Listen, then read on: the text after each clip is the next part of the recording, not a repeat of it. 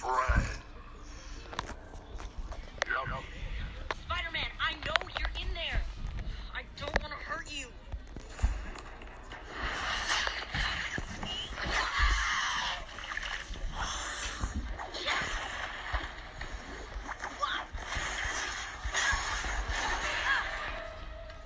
Hold on, White Tiger.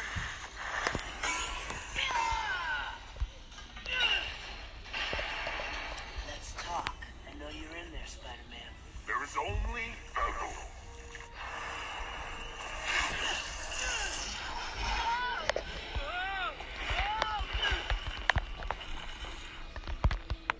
I wish we hadn't just had a special moment where you sacrificed yourself in junk. Sorry, Webhead.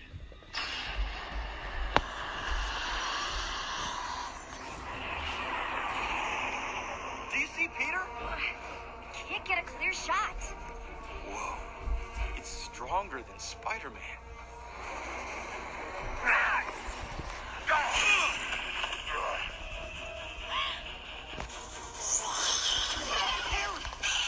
No!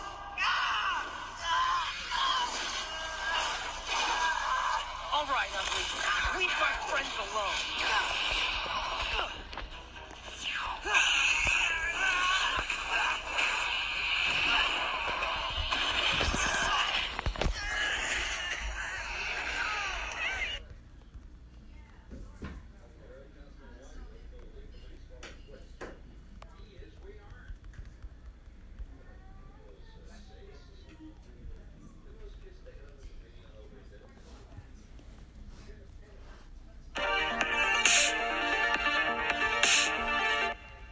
Welcome to Dead Meat, the horror channel where you can get a big serving of your favorite films with a side order of snarky commentary. I'm James A. Janice, and today I'm going to be ranking the 7 Child's Play / Chucky movies from worst to best. The usual caveats apply here. Firstly, these are just my opinions, and it's fine if you have different ones. We don't have to duke it out in the Thunderdome or anything.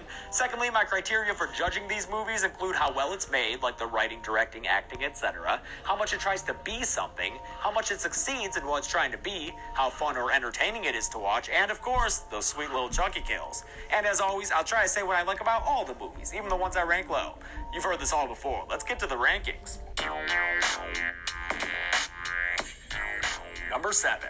Ranking at the bottom of the Child's Play movies for me is Child's Play 3. By now you should know that I enjoy novelty. I like to see different things, and I'm more willing to forgive a movie's faults if it at least tries to do something new. Child's Play 3 tries nothing new. It takes the same exact format of the first 2 films and puts it in a military school setting, which I find painfully uninteresting. I've seen all these beats before in 1,000 war movies. I don't need to see them again in a Chucky film. Doesn't help when every character there is just a total stereotype, especially douchey drill instructor Shelton. Hell, they even quote the movie his caricature is lifted from. This is my rifle. This is my gun.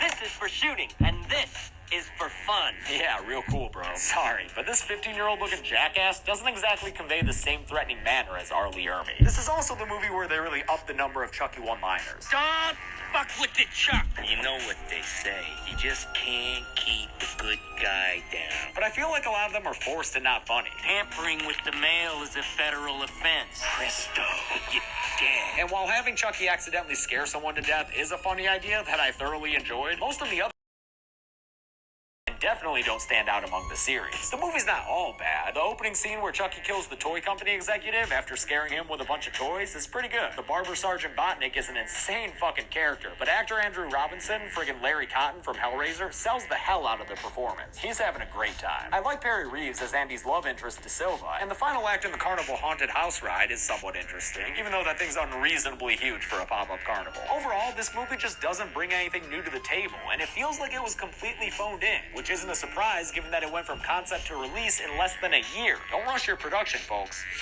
Number 6. At number 6 is Seed of Chucky, which I'm sure most people would put dead last. I don't blame them. After Bride of Chucky turned the series onto a more outwardly comedic path, Seed cut the brake line and floored the friggin' pedal. In this, the directorial debut of Don Mancini, who wrote every Chucky movie, there's not a single moment that you can take seriously. Like, hey, maybe you can have some real sympathetic moments in Chucky's confused offspring Glenn because, oh, no, wait, he's pissing his pants all over the place and getting yelled at by a little British girl for doing so. You're pissing your pants! You're pissing your pants! It might be okay if the movie was actually hilarious. hilarious, but so much of the humor doesn't work, whether it's injecting a frickin' Britney Spears look-alike in the movie and having Chucky kill her off, while driving, by the way, like that makes any goddamn sense, or making Chucky, the killer doll that gave so many people nightmares in the late 80s, jerk off into a plastic cup so his doll wife can use an oozing turkey baster to impregnate Jennifer Tilly with his sperm. Oh, and speaking of his doll wife, she shows her doll tits. What the fuck, man? And I don't care what you say, the ending doesn't make sense. If Tiffany successfully transferred her soul to Jennifer Tilly's body before Chucky axed the doll in the head, why does she lie there giving Glenn words of comfort as she dies? Is that Jennifer Tilly saying those things? Is Tiffany in both the dying doll and Tilly's body? There's no satisfying way to explain it, so don't even try. Oh, and also, this movie is UGLY. It don't look like no good guy, it's ugly. Yeah.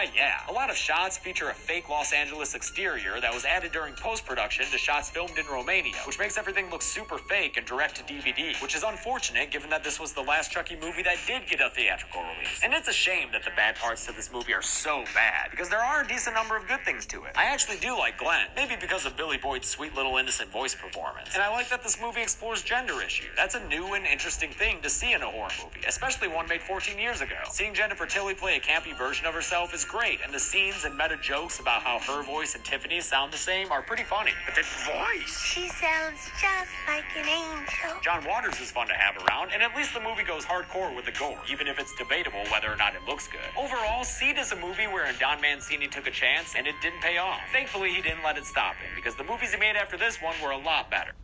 Your job is to train delivery robots by building and sharing levels that simulate real-world delivery conditions.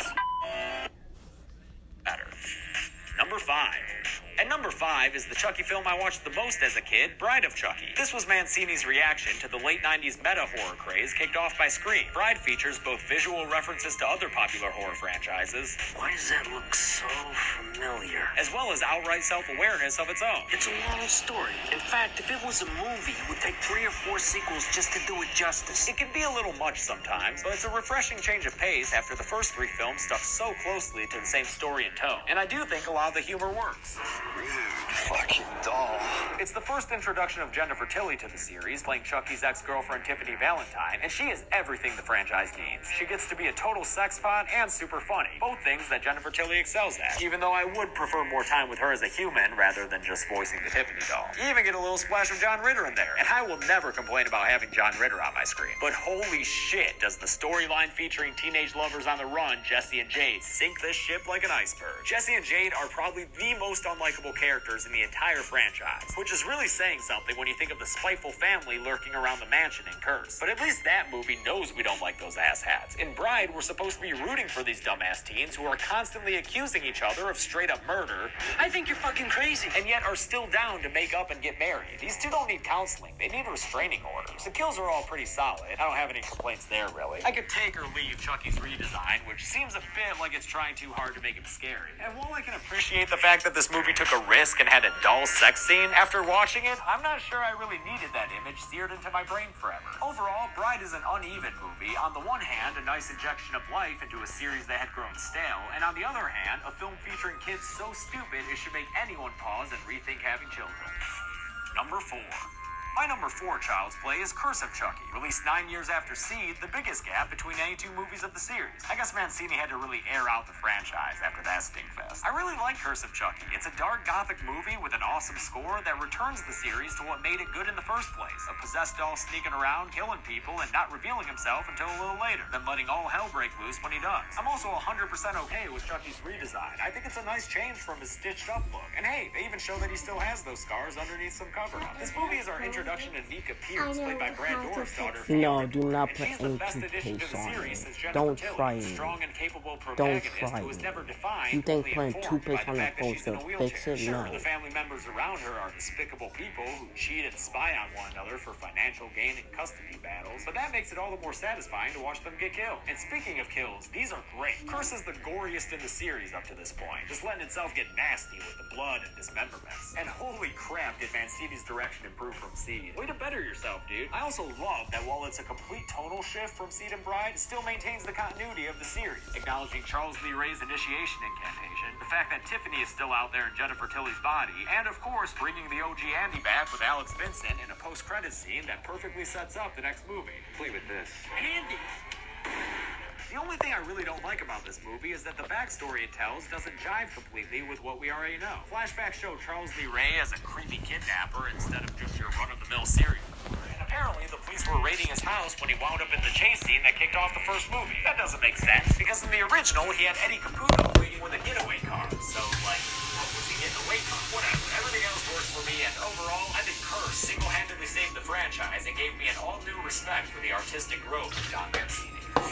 Number 3.